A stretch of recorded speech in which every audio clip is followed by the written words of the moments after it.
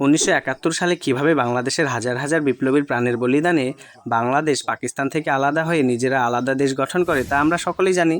ঠিক সেভাবেই কি 11ই আগস্ট বালুচিস্তান পাকিস্তান থেকে আলাদা হয়ে নিজেদেরকে স্বাধীনতা ঘোষণা করলো?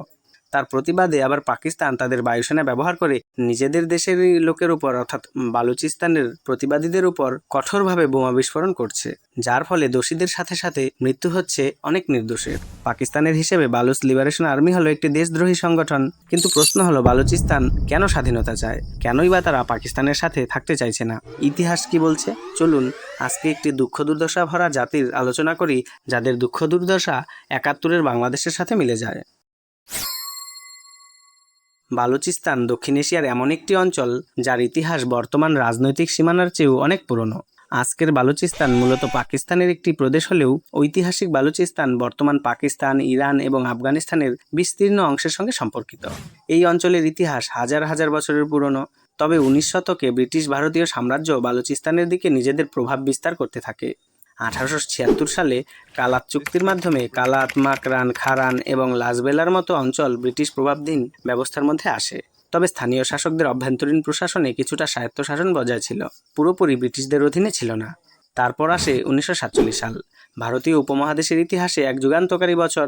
ব্রিটিশ ভারত ভাগ হয়ে ভারত ও পাকিস্তান দুটি স্বাধীন রাষ্ট্রে পরিণত হয়। এই সময় বালুচিস্তানের রাজনৈতিক ভবিষ্যৎ নিয়েও প্রশ্ন ওঠে। বালুচিস্তানের সবচেয়ে গুরুত্বপূর্ণ দেশীয় রাজ্য ছিল কালাত। আমরা আমাদের সার্বভৌমত্বের মর্যাদা রক্ষা করব। কালাত একটি স্বাধীন রাষ্ট্র হিসেবেই থাকবে। কালাতের খান 1947 সালের আগস্ট মাসের 11 তারিখ নিজেদেরকে স্বাধীন বলে ঘোষণা করে। আজ থেকে কালাত একটি স্বাধীন ও মুক্ত দেশ। এখানেই শুরু হয় একটি দীর্ঘ রাজনৈতিক বিতর্ক। যদি তারা ভারত পাকিস্তান গঠন হওয়ার পূর্বেই নিজেদেরকে স্বাধীন ঘোষণা করেছে, তাহলে কিভাবে পাকিস্তানের অংশ হয়? বিভিন্ন তথ্য থেকে জানা যায় 1947 সালের জুন মাসে বালুচিস্তানের শাহিজিরগা এবং কোয়েটা পৌরসভার অসরকারি সদস্যরা পাকিস্তানের সঙ্গে যুক্ত হওয়ার পক্ষে ভোট দেন। তবে কালাতের প্রধান প্রতিনিধিদের এই ভোটে অন্তর্ভুক্তই করা হয়নি, কারণ কালাতের খান বংশ স্বাধীন থাকার ব্যাপারে আগ্রহী ছিলেন, যা পরবর্তীকালে এই সিদ্ধান্তের প্রতিনিধিত্ব ও বৈধতা নিয়ে বিতর্কের কারণ হয়ে দাঁড়ায়। শেষে পাকিস্তান জোরপূর্বক 1948 সালের 27 মার্চ কালাতকে পাকিস্তানের সঙ্গে যুক্ত করে। অর্থাৎ 1947 সালে যখন পাকিস্তান গঠন হয়, তখন বেলুচিস্তানের সমগ্র অংশ কিন্তু পাকিস্তানের অংশ ছিল না। সেটি 1948 সালের 27 মার্চ পাকিস্তানের সাথে জোরপূর্বক যুক্ত হয়। এরপর কালাত খান বংশের প্রিন্স আব্দুল করিম এর বিরোধিতা করেন এবং 1948 সালের পর সশস্ত্র বিদ্রোহ শুরু করেন। পরবর্তী সময়ে বালুচিস্তানে আরও কয়েক দফা বিদ্রোহ ও রাজনৈতিক আন্দোলন দেখা দেয়।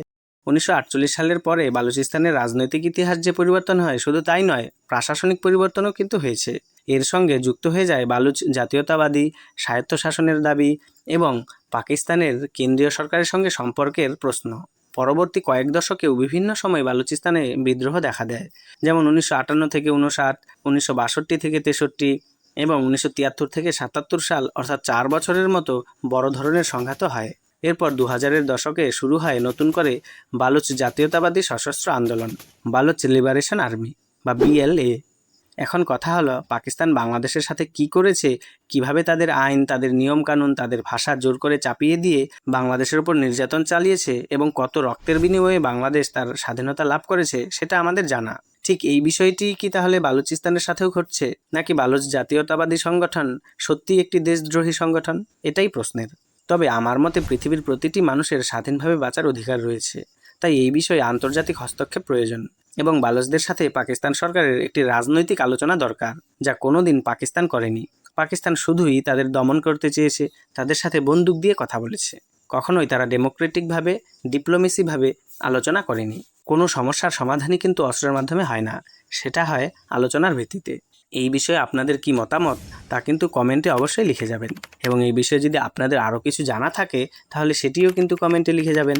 ভিডিওটি ভালো লাগলে চ্যানেলটি সাবস্ক্রাইব করে আমাদের পাশে থাকার অনুরোধ রইল। ধন্যবাদ।